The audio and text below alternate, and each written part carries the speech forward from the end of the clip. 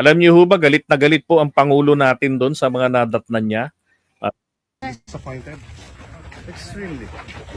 Extreme. Sabi niya, oh. Extreme daw. Natanong siya kung disappointed po ba kayo. Yes, disappointed. Extremely. Extremely. Well, more than disappointed, I'm actually I'm getting very angry.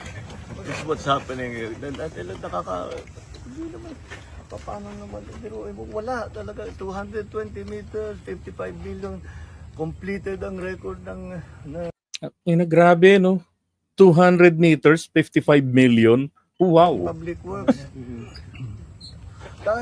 Walang ginawa, kahit isang araw hindi nagtrabaho, wala. Wala kang makita, puntahan ninyo, wala kayong makita kahit na ano. Tuloy-tuloy ang pagbaha doon sa kabila. So, yes. Sir? Oh, Sir? if if all of these projects were properly executed and implemented, ang laki nang nawala na problema sana sa atin at sa mga taong bayan, at saka mas magiging maayos hanggang irrigation, hanggang water supply, fresh water supply for household. Pero ito yung ginagawa nila, talagang nakakapinsala pa sa mga local residents. So yes, it's no, I'm not disappointed, I'm angry. So the COA fraud audit of Bulacan projects, anong end goal nun, sir? Filing cases? Yes, Dapat. if need be, of course. As I said, ang trato namin with all of this, siyempre marami na. For example, falsification na ito. Yung ganito, dahil nag-report sila na completed. Hindi, So, fraud yan. Kitang-kita naman na hindi completed. So immediately, that's a falsification. So that's already very big violation. And for the big ones, talagang I'm thinking very hard to pipilahan natin sila na economic sabotage. Uy, Economic ayos. sabotage is very clearly. Tignan natin yung utang ng gobyerno ng Pilipinas, ng Republika, ay mababawasan kung naging maayos lahat itong kasi ngayon babalikan na natin ngayon to, saan napunta yung pera, hahabulin natin, kakasuhan natin sila, how long will that take? Hindi ba? In the meantime, we have to actually still build the flood control project. Sir, nationwide yung filing, no? I'm sorry? Nationwide po yung filing ng cases if need be. Well, no, it depends on what our findings will be. So there's a legal team working on that, but in the meantime, we are continuing to go through the records of public works and all the big contractors to see kung tumutugma yung kanilang report doon sa mga sinusumbong sa atin ng taong bayan. So that's why I encourage, napaka-useful, napaka-malaking bagay at napapakinabangan namin ng husto yung inyong pagsulat sa amin, pagsumbong, padalhan nyo kami ng picture, padalhan nyo kami ng video para alam namin kung ano yung sitwasyon dun sa inyo. Pupuntahan natin, kung hindi ako makapunta, pupuntahan ng mga engineer natin para makapag-report sila sa atin na mabuti. At malaman talaga natin kung ano nangyari sa pondo, sino nagwaldas ng pondo, paano nangyari yung na ibigay yung kontrata doon sa mga ganyang klaseng kontratista. So that's what we're going to do. Habang galing kami sa isang barangay, sa Lubang, medyo bukid din, sir, yung may flood control. Hindi ba medyo weird na mga nasa bukid rin yung mga flood control? Nasa? Bukid, sir. Well, 40 years. Maraming Parang hindi naman kailangan. kahit sa design. Maraming Design pa lang, halata na yung itsura eh. Sasabihin nila, gagawin nila na napakataas ang specifications. Sasabihin, kailangan ibaon yung pilings ng 8 meters. Sasabihin, May tinatago. Hindi naman totoo. Hindi naman malaki ang tubig doon. Hindi naman kailangan magkaroon ng flood control doon o maliit lang yung flood control. So ang gagawin nila yung tama. Pero ang charge nila sa gobyerno, malalim. So, isa yun. Ito, yung ganito, ghost project, kahit na nakakompleto, etc. I-report nila sa public works, kompleto, walang ginawa.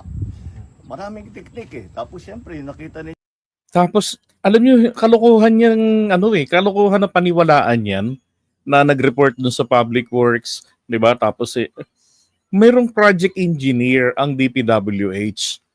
Di ba? Dapat bawat bahagi niyan, tinututukan nila yan eh. Alam niyo mga kababayan, ito yung pinanghihinayangan ko sa Marcos administration. Hiniling namin kasi dati sa kanila na yung mga vloggers, no, yung mga nagkali survey vloggers, dahil siya na nga ang magiging presidente, panalo na nun, ay kung po pwede sanang bigyan ng access ang mga vloggers na pwedeng anytime ay sorpresahing bisitahin yung mga government projects. Lalong-lalo na dyan sa DPWH, MMDA, DENR, di ba? Yun ang magiging susi para mapalubog ang isang gobyerno, para masira ang pangulo. So kailangan mayroong naka-constant na nakatutok dun sa mga proyekto na yun, nang sa ganon nakikita ng taong bayan, may transparency. At the same time, matatakot yung mga contractors, di ba? So pagka ganon, pati yung mga kongresista ng mga probinsya, hindi po maglalakas ng loob na ipaharang yung mga vloggers since authorized ng Malacanang. Ang problema, ang PCO, wala, ayaw. Ano ngayon ang nangyari? 'Di ba? Yan, Uniteam pa more. Anong po siya? Yan ang sinasabi ko po dati pa, 'di ba? Ang Uniteam, wala pong pakialam yan sa economic. Purely political lang yan. With the sole purpose, since it is a political coalition, no, in aid of re-election or election, pagkatapos po ng halalang, kanya-kanya na yung mga yan. Tingnan nyo ho nangyari. Yung mga sangkot sa ganyan dyan, naku po, mga ka-Uniteam po yung mga yan. Kaya sa salita ni PBBM doon sa kanyang podcast, anong sabi niya? Kahit na malapit pa sa atin, lumutang ang pangalan, wala tayong magagawa. Di ba?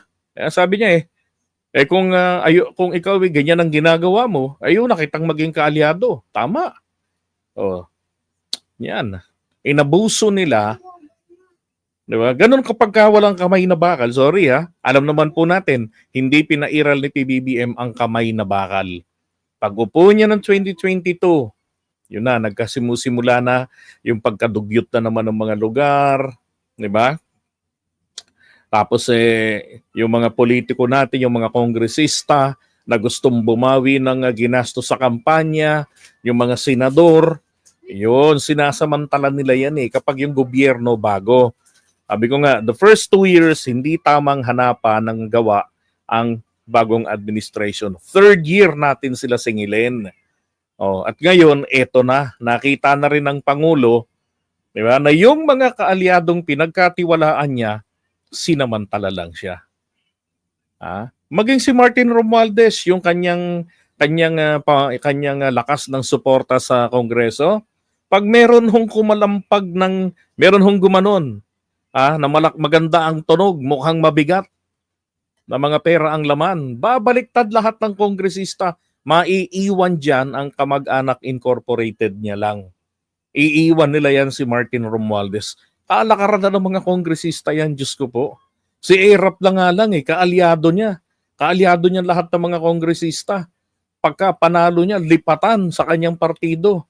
Ano nangyari pagkatapos nun? Nung nakaamoy ng kaperahan kay Gloria, patay, impeachment ang inabot. Silang sumuporta, sila massive yung pag-back out nila kay Erap. Tapos inimpeach nila si Erap. Panahon ni Digong yun. Kasama sina Amy doon. Ay nako. Kaya ang ginawa ngayon ng Pangulo naging maagap. Kasi totoo lang po kung hindi po ito pinakialaman agad ni PBBM, hindi niya ho ito inasikaso, pwede pong gamitin ang kapabayaang ito sa impeachment laban sa kanya. Pag napalitan si Martin Romualdez, ipang-i-impeach sa kanya to. Graft case ito Katumbas ito na pwedeng gamitin doon na impeachable offense ay yung betrayal of public trust. Kasi humihiyaw na yung reklamo ng mga tao, sinabi na rin ng Pangulo na may mga bisita silang mga taga-LGU na nagsusumbong sa kanila. Sinabi niya na dati yan pagkatapos ng eleksyon noong 2025. Oh, kaya sabi ko ba mukhang may gagawing kakaiba Pangulo ngayon mukhang magkakaroon ng mukhang kaaway naman ang maiipon ni PBBM ngayon. Hindi na po kay Uniteam. Na maitim ang mga budhi ng dumikit sa Pangulo. Again, lagi kong naaalala kasi sinasabi rin sabi ng kapatid ni FL si Martin Araneta, maging bantay gobyerno kayo dahil maraming didikit na demonyo kay Bongit pag upo. O tama yun, eto na, di ba? Sa Uniteam pa lang kita na eh. Akalain nyo yung mga promotor ng impeachment, nako po, nasasangkot na ngayon sa mga may mga kamag-anak pa lang mga kontratista kung hindi po sila yung kontratista. Kaya nga tawag doon di ba? Kontratista. Kaya sabi ko minsan, palagay ko kapag hindi nabaliktad ng Korte Suprema yung kanilang desisyon sa impeachment labang kay Sara, palagay ko wala nang impeachment na magsasampa sa February 6. Bakit? Baka suspendido na silang lahat eh. Suspendihin na sila ng ombudsman. Oh.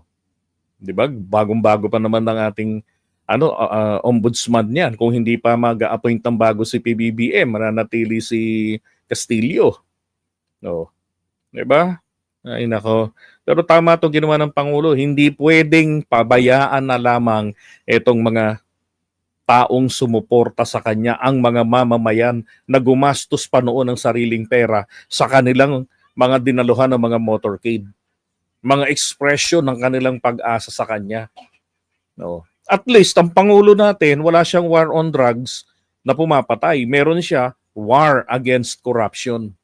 Diba? Sariling bakuran niya mismo, sariling proyekto niya, ang kinakana niya ngayon. Nagkakataon, dito nga sa privilege speech naman ni Senator Ping Lacson, hindi ba't may nadali ng isa kanina? 2018 pa pala nasimula ng proyekto. Dinisenyo ang proyektong mahina para meron pong unlimited patsi-patsi. Kasi nakaka-irita rin naman talaga. Bakit naman kasi ganun eh? Di ba? Project nakalagay tapos repair lang pala, buwisit. Di ba? Patsi-patsi lang. Tapos walang flood control master plan. Tapos pinapipirma yung Pangulo ng bilyon-bilyong halaga ng proyekto para sa flood control. Siyempre, ikaw naman, gusto mong malunod ang mga tao sa tubig. Pag tag-ulan, pipirmahan mo ngayon. Kahit na naiirita ka na dahil yung mga priority projects hindi ma-implement. Alam niyo bang ginagawa ng mga kongresista kung bakit po nagkaroon ng insertion? Ito ho yan eh. Siyempre, pag nag-submit ang Pangulo ng NEP, di ba, yung requested budget niya, ang gagawin ng mga kongresista, explain ko na to kagabi, ulitin ko lang. Ang ginawa ng mga kongresista, sa committee hearing, ang budget na DPWH, dito health, education, iba-ibang committee. So yung mga kongresista, magsusulong sila ng mga individual amendments during committee level. No, kailangan himay ng budget per committee level para ma-review ng maigi. Pagdating ngayon ng passage niyan sa second reading, di pasado. So dapat po talaga under the rules, kung ano yung pasado sa second reading, hindi na babaguhin. Pero ano ho nangyayari? Minana ni Martin Romualdez yung ginagawa ng Duterte administration ng Kongreso noon, panahon ni na Boy Tenkey, ni Velasco, ni Gloria Arroyo. Hindi ni kay Gloria Arroyo, ang matindi yung kay Alan Cayetano. Kasi panahon niya na yung small committee, dati nang may small committee kada matapos ang second reading. Pero ang ginagawa kasi rito nila Cayetano, malala po. Kaya nagkakaletsi-letsi lalo.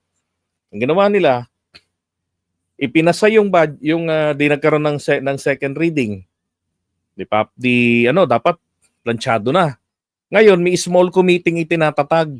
Ang miyembro niyan dati originally, 3 o hanggang 5 mula 2010 hanggang 2020 pagdating ni Cayetano, ginawang 13.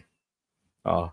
Pagdating ng tanga lang si Sara kasi sinasabi ni Sara, 2 lang ang tao na kumokontrol ng budget. Pero ang totoo po, nabot ng 13. Some siguro are congressmen, yung iba dyan mga staff lang ng Senado at saka ng Kamara.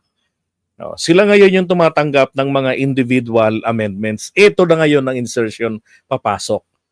Yung mga ayaw mahalata na meron silang isinusulong para sa sarili nila at masyado silang malakas, pupunta sila ngayon doon ng palihim.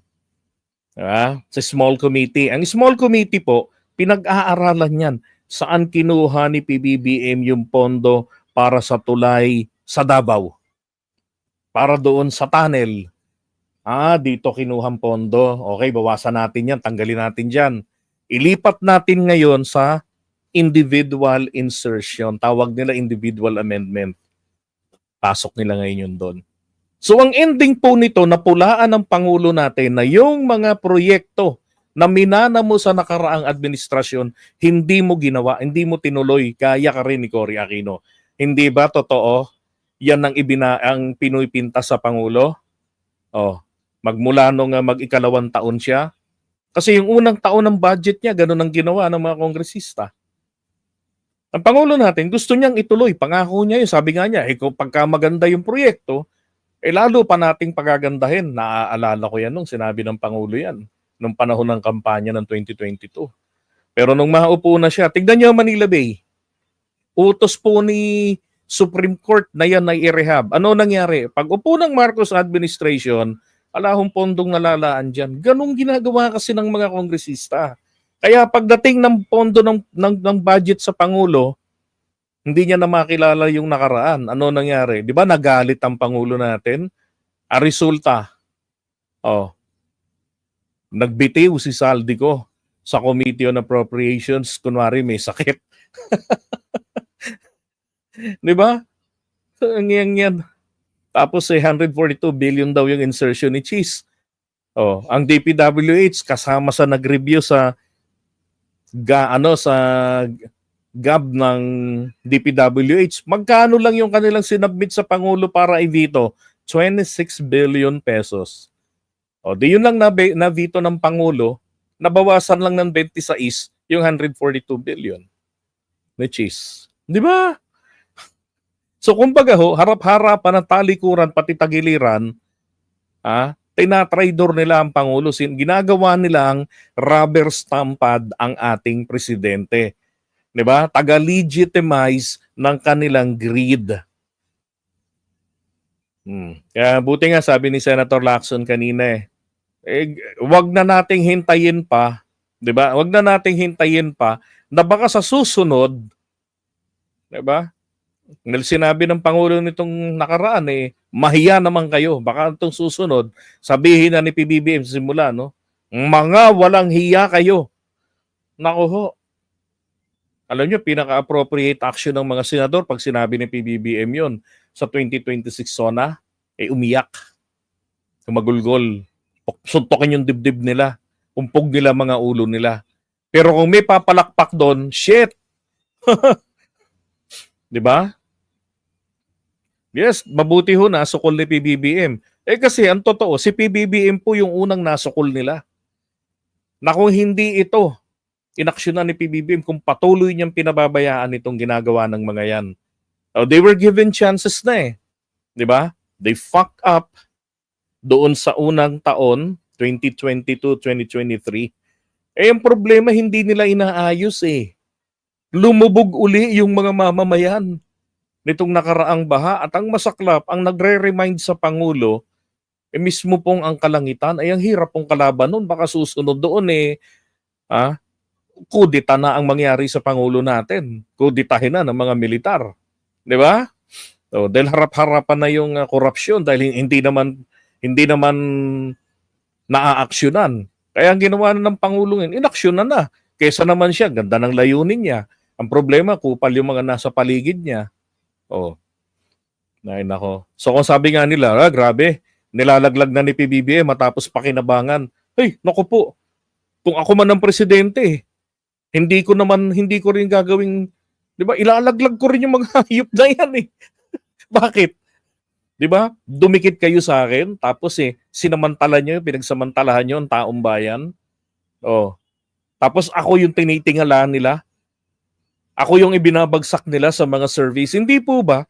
Ako lang yung vlogger na naniniwala sa survey, di ba? Anong sabi ko po sa inyo sa survey? Do not treat the survey na walang kwenta.